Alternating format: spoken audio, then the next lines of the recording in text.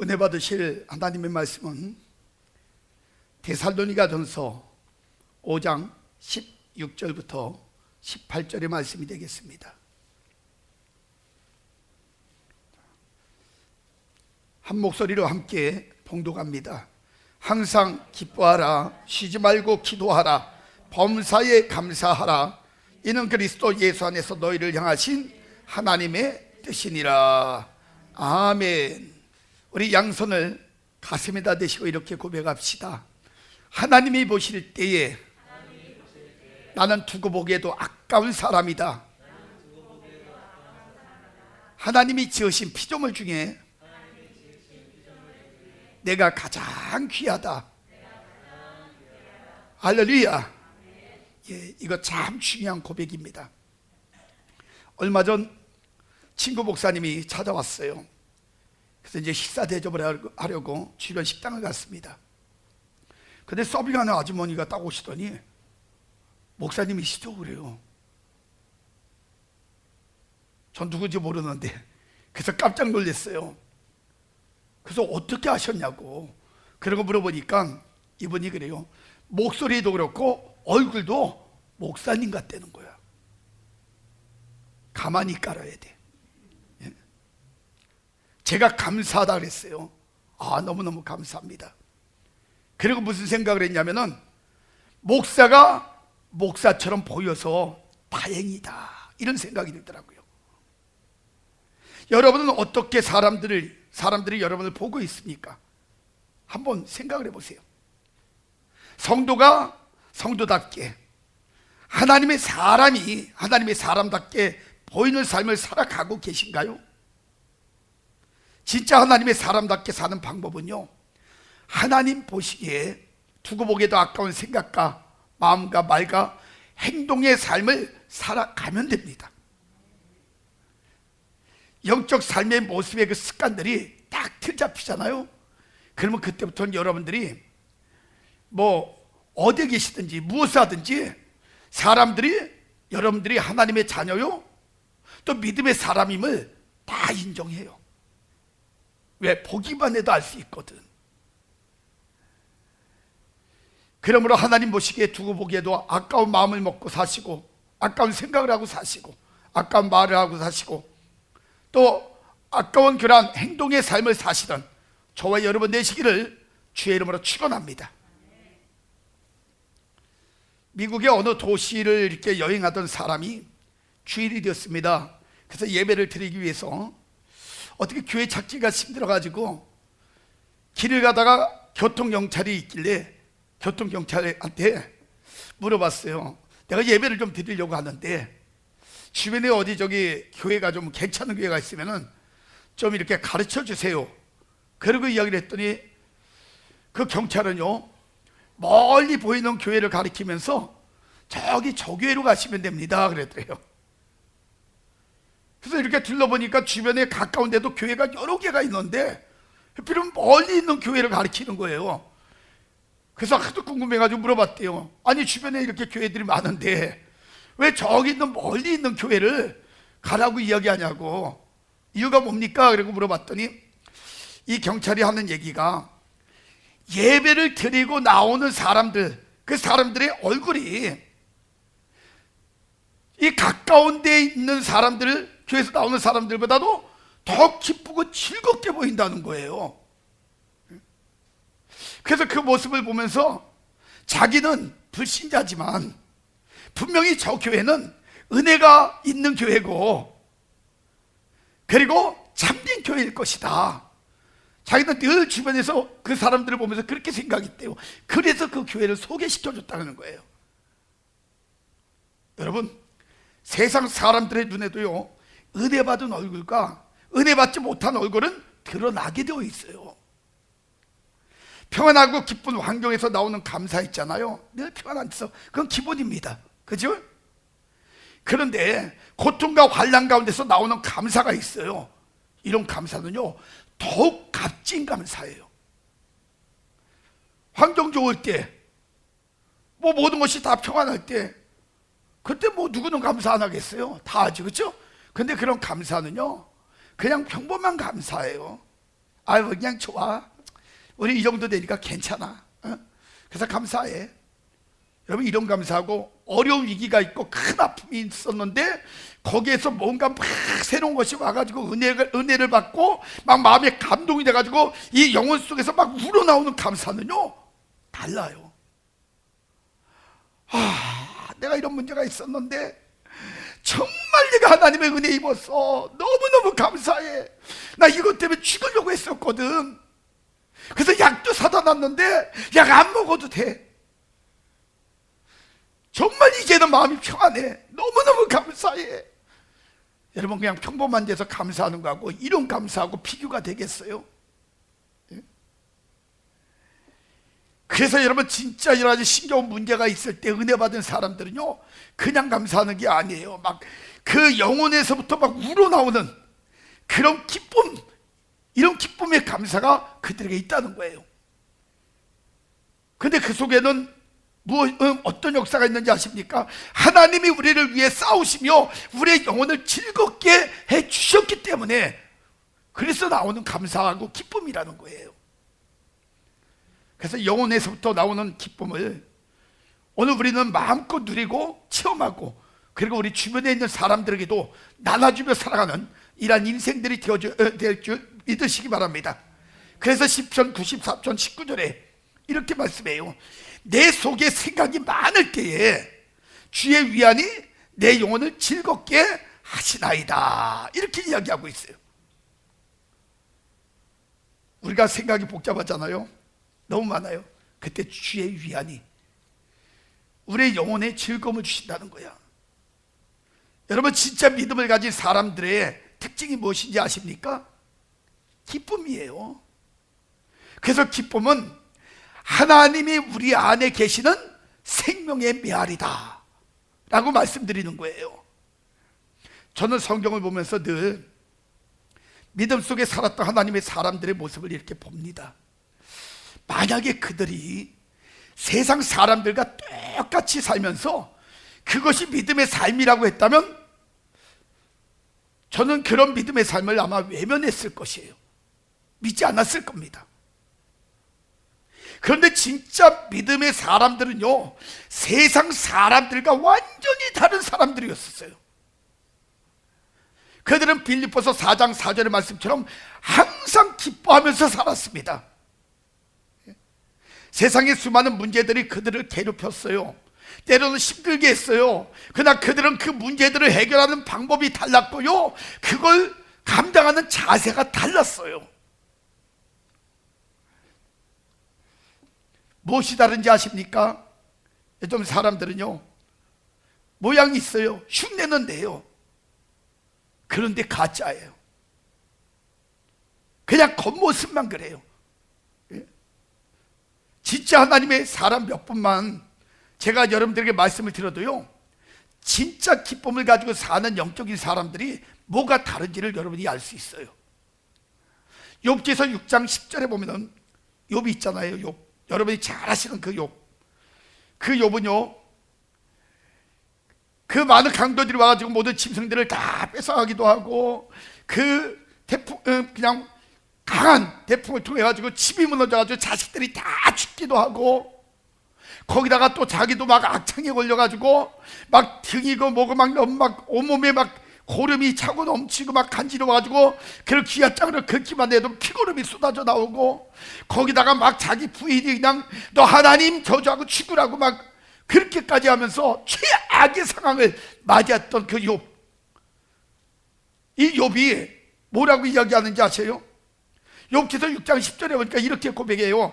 그러할지라도, 이런 어려움과 고통 다 당할지라도 내가 오히려 위안을 받고 무정한 고통 가운데서도 기뻐할 것은 내가 거룩하신 이의 말씀을 거역지 아니하였습니다 그랬어요. 여러분, 이 욥이 이런 고통이나 이런 질병 중에서도 말씀을 의지하여 기뻐했다는 거예요. 이게 다르다는 거야. 아마 여러분들이 욥 같은 인생을 겪었다면 여기 살아서 남아있을 사람이 하나도 없을 것 같아요. 그죠? 요처럼 이렇게 큰 아픔과 고통을 겪었다면 아마 분명히 여러분들은 다양한 방법을 통해 가지고 여러분의 인생을 끝냈을 거예요. 아마. 왜 이런 말씀을 드리느냐? 인생을 살면서 조그만 문제 하나만 생겨도 여러분 얼마나 방방 뜹니까? 여러분 막 좌절하고 낙심하고 그리고 날마다 앉아가지고 눈물을 흘리고 이러면서 막 원망불평하고 이러고 삽니까? 그런데 이 조그만 것도 그런데 이렇게 어마어마한 일을 당하면 어떻겠어요? 한번 생각해봐요. 살 자신도 없지만 용기도 없어, 그렇죠? 벌써 끝냈을 겁니다. 여기 앉아있지도 않을 거예요. 그런데 욥은 그렇게 엄청난 일들을 겪으면서도 그는 하나님의 말씀에 의지해서 기뻐했다는 거예요. 대단하지 않아요? 하박국서 3장 17절부터 18절에 보면요, 하박국 선지자도 그래요. 비록 무화과 나무가 무성치 못하며 포도나무에 열매가 없으며 감람나무에 소출이 없으며 밭에 식물이 없으며 우리의 양이 없으며 외양간에 소가 없을지라도 나는 여호와로 인하여 즐거워하며 나의 구원의 하나님을 인하여 기뻐하리로다. 이렇게 이야기하고 있어요. 한마디로 이야기하면 하박국 선지자가 얘기하는 것은 이 땅에서 자신의 육적인 모든 것들이 다 바닥났다는 거예요. 아무것도 없다는 거예요. 아무것도 거둘 수도 없고 이건 어떻게 보면 막장 인생이라는 거야. 그럼에도 불구하고 하나님으로 인하여 구원으로 인하여 자신은 기쁘다는 거예요. 예? 어떤 궁핍이 와도 기뻐한다는 거예요. 그러니까 믿음의 사람이 다른 거예요. 베드로전서 4장 12절부터 13절에도 보면 베드로도 이야기합니다. 사랑하는 자들아 너희를 시련하라고 오는 불시험을 이상한 일 당하는 것 같이 이상히 여기지 말고 오직 너희가 그리스도의 고난에 참여하는 것으로 즐거워하라. 이는 그의 영광을 나타내실 때에 너희로 즐거워하고 기뻐하게 하려 함이라. 이렇게 말씀하고 있어요. 한마디로 고난 중에서도 기뻐하라는 거야. 어려움 중에서도 기뻐하라는 거예요. 이런 것들을 보면요, 진짜 믿음의 능력은 세상 사람들이 상상할 수 없는 아주 대단한 능력이라는 사실을 우리가 알 수 있고요, 진짜 믿음의 사람들은 살아가는 스타일, 그 삶의 스타일이 완전히 기쁨으로 구별되어진다는 거예요. 그 외에도 사도 바울 같은 사람도 보면 사도행전 16장 25절에 보면 복음을 전하다 감옥에 갇히잖아요. 감옥에 갇혔어도 그는 기뻐서 하나님 앞에 감사하며 찬양하고 그랬던 그 삶의 모습들을 보세요. 얼마나 대단해요. 억울한 감옥 생활 있잖아. 복음 전했다고 사람들에게 바로 살라고 얘기했는데, 절망과 좌절 가운데 있는 사람들에게 구원의 길이 있다고 전했는데 그것이 못마땅해가지고 잡혀 들어가는 거예요. 잘못된 인생 있는 거 고쳐줬는데 잡혀 들어가는 거예요. 얼마나 억울해요. 여러분이 그렇게 감옥에 들어가면 아마 거기서 열받아가지고 뒷골 잡고 넘어갔을 거예요. 근데 사도 바울은 그런 고난 속에서도 하나님께 감사하며 찬양하며 기뻐했다는 거예요. 사도행전 5장 41절에도 보면 천국의 기쁨을 가지고 살던 사도들이 있잖아요. 이 사도들이 그 이름을 위하여 능력 받는 일에 합당한 자로 여기심을 기뻐하면서 공의 앞을 떠났다고 그랬어요. 그러니까 예수님의 이름을, 그리고 예수님의 복음을 위해서 살아가면서 거기서 능력 받는 일, 힘든 일을 당하는 것 합당하다, 이거 예수 안에 살아가는 것 당연한 것이다 라고 생각하면서 기뻐하면서 공의 앞을 떠났다는 거예요. 그러니까 여러분, 영적인 사람들은 역시 달라. 생각도 다르고 그리고 대처하는 방법도 다르고, 그렇죠? 자세 자체가 달라요. 오늘 여러분의 모습들을 한번 들여다보세요. 이 시간에. 그러면 여러분의 모습들을 이렇게 들여다보면 여러분들은 영적인 사람들일까요? 육적인 사람들일까요? 예? 한번 이렇게 한번 보세요. 그들은 어떤 상황이 와도 핍박을 받으면서도 기뻐하는 모습들이 있었다는 사실을 우리가 볼 수 있어요. 자, 그런데 지금 우리는요, 우리가 겪고 있는 세상적인 것, 또 일시적인 것, 이것 가지고도 울그락불그락 해가면서 살아가는 수준 떨어지는 삶의 모습들을 가지고 살아가고 있으니 여러분, 무슨 기쁨이 있고 무슨 즐거움이 있겠어요? 이런 연약한 믿음을 가지고 살아가는 우리의 삶을 이렇게 돌아보면서 여러분, 우리요 하나님 앞에 회개하고 정신 차려야 합니다. 이거 중요한 거예요. 오늘날 왜 많은 사람들이 기쁨을 잃고 능력 없는 삶을 살아가고 있는지 여러분 아십니까? 세상 것에 대한 기준을 가지고 사는 욕심 때문이에요. 그래서 하나님을, 자신들의 욕구를 채워주는, 여러분 옛날에 영화에도 나오고 그랬지만 알라딘의 마술 램프의 거인 종 있잖아요. 예? 사람들이 하나님을 그렇게 생각해요. 자기의 만족을 채워주고 자기가 원하는 걸 채워주는 그런 그 알라딘의 마술 램프의 거인 종처럼 생각을 해요. 그래가지고 만약에 안 채워지잖아요. 만족이 안 되면 그때부터는 여러분 계속해서 막 불만불평하고 짜증내고 원망하고, 그리고 하나님을 떠나버리는 이런 삶을 살아가고 있잖아요. 이것은 왜 그러냐? 잘못된 신앙관 때문에 그래요. 잘못된 신앙관.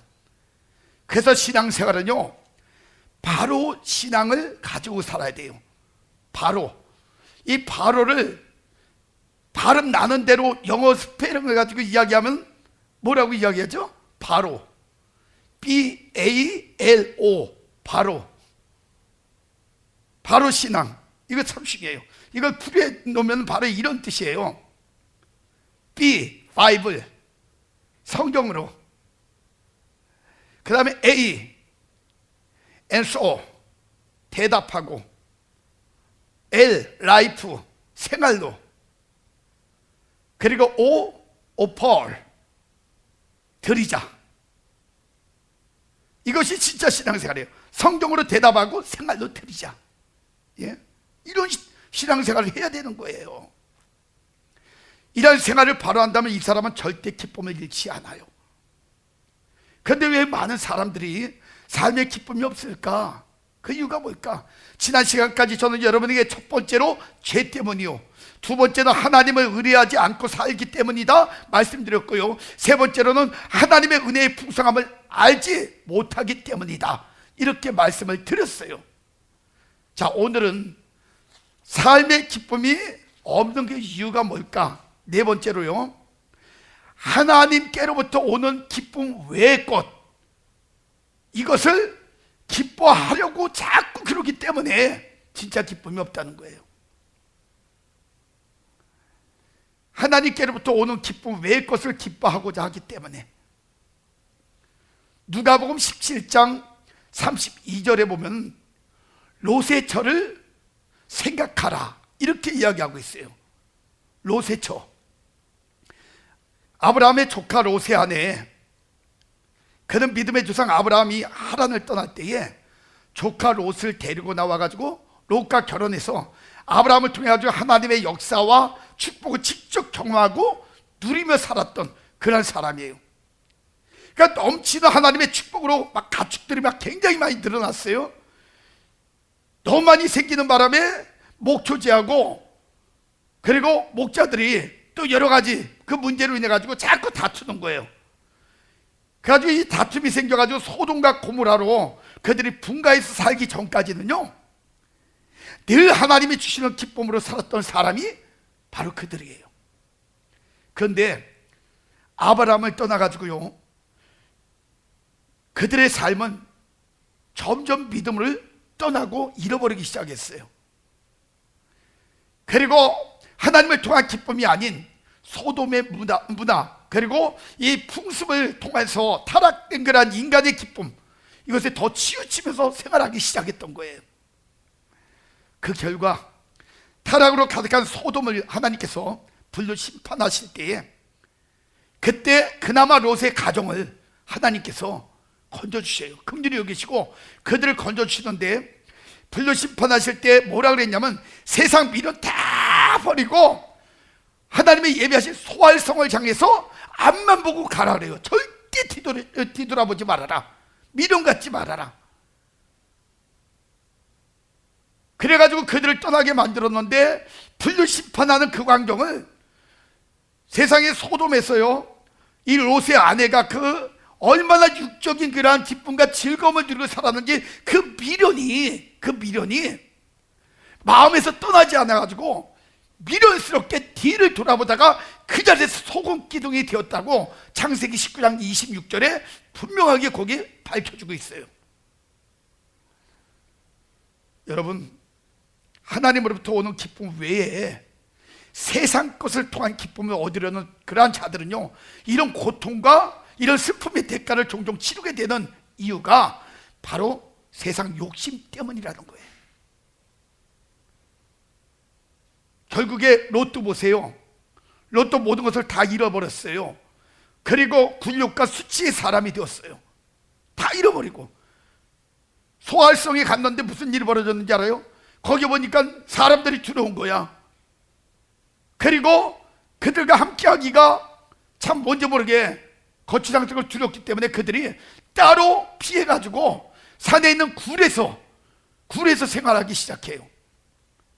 사람들을 피해가지고. 그래서 굴에서 생활하다 보니까 롯과 두 딸이 같이 나갔잖아요. 이 두 딸이 가만히 돌아보니까 창세기 그 19장 30절부터 38절에 보면은 자신들이 이렇게 돌아보니까 자기 배우자가 될 사람도 없고 결혼할 수 있는 가능성이 없어요. 가만히 돌아보니까. 그런데 문제는 뭐냐면은 자식은 얻고 싶은 거야. 예? 그래가지고 야, 이거 어떻게 할까 생각하다가 아버지를 통해 가지고 자식을 얻자. 그래가지고 그 자매가, 두 자매가 서로 간에 모함을 했어요. 어떤 모함을 했냐? 우리가 다른 사람들하고는 결혼할 수 있는 그런 대상도 없고 결혼할 수도 없으니까 아버지를 통해 가지고 자식을 얻자. 그래가지고 그 방법을, 어떤 방법을 했냐? 아버지를 술을 잔뜩 먹였어요. 만취가 돼가지고 인사불성이 딱 되게 만들어가지고 그날 이제 그 아버지가 잠을 잘 때, 그러니까 인사불성 돼가지고 정신이 없을 때 첫째 날은 큰 딸이 들어가가지고 그래가지고 아버지하고 관계를 맺었어요. 근친상간을 했단 말이에요. 가만히 보면 성경적으로 이렇게 봐도 그러고 현실적으로 봐도 딸이 아버지를 강간한 거야. 그거는 술을 먹여놓고 그리고 나서 정신이 없을 때 강제적으로 관계를 맺어가지고 그래가지고 자식을 임신하게 됐어요. 둘째는 그 다음날 아버지 술을 이빠이 먹여놓고 그래서 정신이 없을 때 둘째 딸이 그 다음날 들어가가지고 또 아버지의 관계를 맺어가지고 또 임신이 됐어요. 그래가지고 첫째 딸이 난 그 아들이 바로 모압이에요. 모압. 그래서 모압 족속의 조상이 되었고요. 그리고 둘째 딸이 난 그 아들이 베남미라 그래서 베남미. 그래가지고 암몬 족속의 조상이 되었어요. 그러니까 여러분, 이스라엘의 뼈가 진짜 아플 정도로 정말 그 원수가 된, 아주 굉장히 그 역사적으로도 정말 엉망으로 만들어 놓은 그 족속이 거기서 나온 거예요. 그 잘못된 삶의 그 욕심이, 세상적인 욕심이 역사도 엉망을 만들어 놓고 그 세상도 막 흔들어 놓고 이스라엘의 그 하나님의 백성들에게 대적자가 나오고 이런 좋지 않은 결과가 나왔다는 겁니다. 그래서 하나님께로부터 오는 기쁨 외에 다른 것을 기뻐하면 이런 결과가 나오는 거예요. 또한 여호수아서 7장에 보면은 아간도 그랬잖아요. 세상 물질로 기쁨을 누리려고 그 욕심을 피웠다가 많은 생명을 다 죽게 만들고 자신과 자신의 가족들, 그런 소유들도 다 죽임을 당하고 불로 태워지는 그런 비참한 그런 결과를 또 봤잖아요. 그런데 여러분, 아간만 그랬을까요? 세상 욕심 때문에? 아니요. 열왕기하 5장 23절부터 27절에 보면 엘리사의 종 게하시도 그랬잖아요. 한 번은 그 나아만 장군이 나병이 걸려가지고 엘리사를 찾아왔어요. 그런데 나병을 고치려고 직접 엘리사가 이제 뭐 나서가지고 한 건 아닌데 명령을 해 또 이야기를 해가지고 그 치료 방법을 알려줬어요. 그래가지고 나아만 장군이 요단강에서 기적 같은 엘리사의 그 은혜를 통해 가지고 기적 같은 체험을 했어요. 나병이 다 떠나간 거예요. 그래가지고 나병을 치료받고 집으로 돌아가고 있는데 게하시가 막 쫓아와가지고는 거짓말을 시킨 거예요. 예? 우리 주인이 뭐 어쩌고 하면서 거짓말 시켜가지고 은 2달란트, 2달란트는 그냥 쬐끄만 아니에요. 거기 보면 2자루라 그랬어, 그쵸? 자루에다 담아갈 정도로 이렇게 많은 양이에요. 거기다 옷 2벌 그렇게 해가지고 그걸 감춰놨다가 엘리사한테 걸렸어요. 영안이 밝은 엘리사한테 걸려가지고 결국에는 나만 장군이 가지고 있었던 들려왔던 그 나병이 게하시에게 옮겨가지고 게하시가 문둥병의 조상이 된 거예요. 비참한 결과를 맞이했어요. 하나님이 주신 은혜, 하나님이 주신 기쁨이 있다면 그것만 가지고 사세요. 쓸데없이 이런 욕심 피우다가 인생 망치지 말고, 가정 엉망 만들지 말고, 비참한 결과를 맞이하지 말고, 제발 욕심 피우지 말고 사세요. 그래서 여러분, 일시적인 욕심의 그 만족으로 기쁨을 누리려는 사람들의 결과는요, 결국 더 큰 아픔과 슬픔이 밀려오기에 이 세상을 살면서 기쁨의 참 만족이 없는 겁니다. 그래서 전도서 2장 22절 23절은 말씀합니다. 사람이 해 아래서 수고하는 모든 수고와 마음에 애쓰는 것으로 소득이 무엇이랴. 일평생에 근심하며 수고하는 것이 슬픔뿐이라. 그 마음이 밤에도 쉬지 못하나니 이것도 헛되도다. 그러면서 25절에 뭐라 그러냐, 먹고 즐거워하는 일에 누가 나보다 더 승하랴. 한마디로 얘기하면 참된 기쁨은 오직 하나님 안에 있음을 말씀하고 있는 거예요. 그러므로 세상 것으로 기쁨을 찾지 말고요, 여러분 하나님이 주시는 기쁨으로 매일의 삶이 여러분에게 축제가 되시기를 주의 이름으로 축원합니다. 그래서 항상 기뻐하라, 이것이 하나님의 뜻이다. 이 말씀을 통해 가지고 얼마나 사람들이 기쁨의 삶을 살기가 어려운지 깨닫고 살아야 한다는 영적 의미가 여기 담겨져 있는 것이에요. 쉽지 않기에 하나님의 뜻이라고까지 한 겁니다. 이제 오늘 말씀을 정리하면서 기쁨의 그 웃음과 건강에 대하여서 크리스찬 의사가 의학지에 기고한 말씀이 있어요. 그 하나만 말씀을 드리고 그리고 말씀을 정리하겠습니다. 거기 그런 내용을 거기다 실어놨더라고요. 사람이 태어난 지 일주일만 되면은 웃는 표정을 짓는다 그래요. 웃기 시작한다는 것은 발육의 한 단계다, 이렇게 이야기하고 있어요. 태어난 지 일주일 만에 웃음 짓는 모습을 보인다? 이게 믿어지지 않으면 애를 하나 더 낳으시면 돼요, 여자분들은. 그래서 잘 관찰을 하시면 진짜인지 아닌지 알 수가 있어. 그리고요, 어린아이가 좀 더 크면 소리를 막 내가지고 웃기 시작해요. 이거는요, 그때부터 기쁨을 웃음으로 직접 표현할 줄 알게 된다는 거예요. 그렇다면 피조물 가운데 유일하게 인간만이 그 지닌 웃음이 있어요. 그 웃음이 건강에 미치는 영향이 무엇일까? 자, 이 말씀을 듣고도 여러분들이 웃지 않고 산다면은 정말 대단한 사람들이에요. 아주 능력 있는 사람들이야. 웃음이 우리에게 주는 영향이 어떤 영향이냐? 첫 번째, 뇌하수체 호르몬의 분비를 왕성하게 해준다는 거예요. 그러니까 신진대사를 왕성하게 하고 몸의 그 산성화를 막아주고 노폐물을 다 배설하도록 그렇게 해줘가지고 노화를 방지해 준다는 거예요. 그러니까 여러분들이 젊게 살고요, 건강하게 살려면 뭐하고 살아라? 웃으며 살라는 거예요.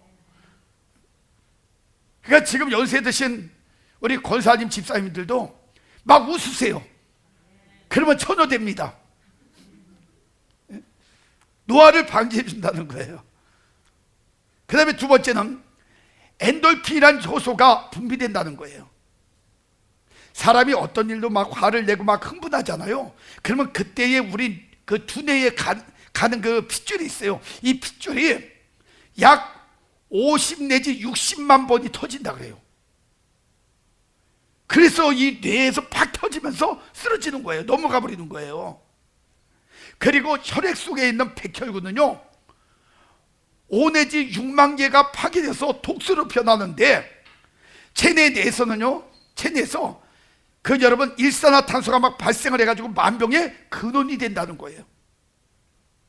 그러나 기뻐하고 즐거워하면서 막 웃으면요, 이 엔돌핀이라는 그 일종의 호르몬이 막 분비가 돼가지고요, 그래서 오히려 여러 질병들을 막 치료한다고 합니다. 그러니까 여러분들의 병이 있고 문제가 있으면요, 뭐하고 살아라? 매일같이? 그렇죠. 막 기뻐하면서 막 웃는 거예요. 막 그리고 막 웃는 거예요. 예? 그 다음에 세 번째는요, 부교감 신경작용으로 혈압이 내려간다는 거예요. 우리가 한번 웃으면 몸속에 나쁜 가스가 몸 밖으로 나가는 동시에 그 웃는 동안만이라도 잠깐 이제 숨이 중단되는데요, 그때 생긴 복부의 압력이 뇌 척추를 통하여 반사적으로 부교감 신경을 자극해서 심장을 진정시켜가지고 평안한 마음을 갖게 한다는 겁니다. 이러한 점들을 볼 때 우리가 더 많이 웃어야 하는 그 이유를 찾을 수 있을 거예요. 사랑하는 성도 여러분, 자, 건강한 삶을 살기를 원한다면 어떻게 살아라? 그렇죠. 더 많이 웃고 더 많이 기뻐하고 살라는 거예요. 하나님의 구별된 자녀인 우리에게는요, 기쁨과 그 즐거움 가운데 크게 웃어야 될 더 큰 이유가 뭐냐? 하나님의 뜻이기 때문이에요. 그러므로 우리의 그 기쁨을 앗아가는 이유, 하나님의 은혜의 풍성함을 알지 못하게 하는 자기 중심의 방법을 다 버리고요, 하나님께로부터 오는 기쁨 외에서 다른 것 찾아 누리려는 세상 욕심 다 버리시고, 그리고 기쁨을 회복하셔서 지금 영육 간의 어떤 수많은 여러 문제를 해결받고요, 가정의 문제, 인생의 문제, 건강의 모든 것, 이 모든 것도 해결받고 건강한 축복의 성도님들, 건강한 축복의 가정들 되시기를 주의 이름으로 축원합니다. 그래서 이 말씀들을 이렇게 돌아보면서, 오늘 말씀을 돌아보면서 우리 자신들이, 하나님, 내가 이제는 하나님 안에서 참 하나님 주시는 그 기쁨 외에 세상 것 가지고 기쁨을 찾으려고 하는 어리석은 삶, 이런 걸 살지 않게 하여 주옵소서. 일시적인 것 가지고 영원한 것을 잃어버리지 않도록 주님 저를 붙잡아 주시옵소서. 그래서 날마다 하나님이 우리에게 주시는 이런 말씀을 통한 그런 사인, 그런 기회를 놓치지 않고 우리가 변화돼서 진짜 하나님의 그 놀라운 축복 가운데서 승리하며 살아가는 행복한 가정, 행복한 인생 되게 하여 주옵소서. 이런 문제를 놓고 이 시간에 결단함을 기도하는 그러한 시간을 갖겠습니다. 하나님의 은혜, 하나님의 사랑 감사합니다. 오늘도 하나님께서 귀한 말씀 주시고 그 말씀을 통하여 우리가 돌아보고 깨닫는 복된 시간 되게 하심을 감사합니다. 하나님의 영적인 간절함이 우리의 마음속에 가득 되어지기를 원합니다. 기쁨에 관한 하나님 그 간절함, 감사에 관한 간절함이 우리 모든 심령들의 영혼 속에 가득 되어지기를 원합니다. 하나님이 세상 것으로 누릴 수 없는 그러한 기쁨이 이제 하나님 안에서 모든 심령들에게 풍성히 채워지기를 원합니다. 구원의 기쁨을 하나님 누리고 살아가게 하여 주옵소서. 영생의 기쁨을 가지고 살아갈 수 있도록 역사하여 주시옵소서. 하나님 허락하시는 신령한 기쁨을 가지고 살아갈 수 있는 우리 성도님들이 되어지게 하여 주시옵소서. 세상 것을 잠시 있다 떠나갑니다. 그래서 하나님 정말 무의미한 그런 기쁨입니다. 그러나 하나님이 주신 것은 영원히 하나님 우리가 소유하고 누릴 수 있는 기쁨입니다. 우리 성도님들 이러한 영적인 하나님의 선택을 가지고 잘 지혜롭게 모든 것들을 선택하여 이 세상을 살아가면서도 날마다 신바람나게 힘있게 능력있게 승리하며 살아가는 귀한 성도님들 되어지게 하여 주시옵소서. 하나님 주신 기쁨 외에 세상 것 가지고 욕심 가지고 살아가는 어리석음 범치 않게 하여 주시고, 이젠 지금까지 살아오면서 겪었던 실패됐던 모습들 정리하게 하여 주시고, 앞으로 성공적 삶, 하나님 주신 놀라운 그 기쁨 속에서 하나님 식바람 나는 삶을 다시 한번 바로 찾아서 남은 여생 날마다 하나님 앞에 영광 돌리는 복된 삶을 살아가는 귀한 가정, 인생들 되어질 수 있도록 우리 하나님 축복하여 주옵소서. 이들이 영원한 기쁨을 가지고 살아갈 때에 이들에게 하나님 다시 한번 연약한 육신의 지금까지 가지고 있었던 질병과 문제들이 다 떠나갈 수 있도록 역사하여 주시기를 원합니다. 하나님, 이 세계의 문제가 해결되게 하옵소서. 환경의 문제가 해결되게 하옵소서. 은혜의 문제가 해결되게 하여 주옵소서. 하나님, 혹시나 이들이 잘못 살아 생긴 질병이 있거든 이 시간에 예수님의 놀라운 그 은혜가 이들에게 임하기를 원합니다. 모든 질병을 갖다 준 어둠의 세력은 예수의 이름으로 명하노니 떠나갈지어다. 모든 질병의 고통과 아픔은 예수의 이름으로 명하노니 떠나갈지어다. 하나님, 예수 보혈로 이들의 모든 질병의 근원들을 씻어주시옵소서. 그래 더럽고 악한 것들이 떠나가게 하여 주시고 이들에게 생각, 새 능력, 새 은혜 가운데 다시 한번 새로운 강건함을 누릴 수 있도록 축복하여 주시옵소서. 오장육부, 심장, 폐부, 관절, 세포 모든 것들이 다시 한번 회복되어지기를 원합니다. 어린 생명의 혀도 풀어지게 하여 주시고 이들의 연약한 무릎, 연약한 뼈, 그리고 연약한 모든 그러한 세포들이 다시 하나님 안에서 강성해져서 새로워지게 하여 주시옵소서. 또한 귀한 또 하나님, 무릎에 또 하나님 여러 가지 물이 차고 수술받을 수밖에 없는 환경에 있는데 우리 하나님, 그의 모든 연약한 무릎에 우리 하나님의 손길이 닿기를 원합니다. 하나님의 손길이 닿을 때에 여호와라 바치라시는 여호와께서 그의 모든 하나님 하나님 모든 물질을, 그리고 거기에 잡혀있는 모든 더러운 것들, 악한 것들 다 말라버리게 하여 주시고 하나님, 다시 한번 연약한 무릎이 하나님의 은혜 가운데서 재생되어지는 은혜 입을 수 있도록 주여 축복하여 주시옵소서. 암세포로 고통 가운데 있는 귀한 딸 붙잡아 주셔서 모든 암의 세포가 예수의 이름으로 떠나가게 하여 주시고 영역이 강건하며 간증할 수 있는 축복자가 되는 은혜도 입게 하여 주시옵소서. 지금은 우리 구주 예수 그리스도의 은혜와 하나님의 그 크시고 만극하신 사랑하심과 성령님의 감화, 감동, 내주 역사 충만하심의 은혜가 오늘도 하나님 안에서 영원한 기쁨을 가지고 날마다 시바람나게 승리하며 살아가기를 원하는 우리 성도님들 머리 위에, 그들의 가정, 건강, 계획, 모든 생업 위에, 영풍월도 교회와 이 나라 민족 전 세계 머리 위에 지금부터 영원까지 하나님의 축복이 함께 계실지어다. 아멘.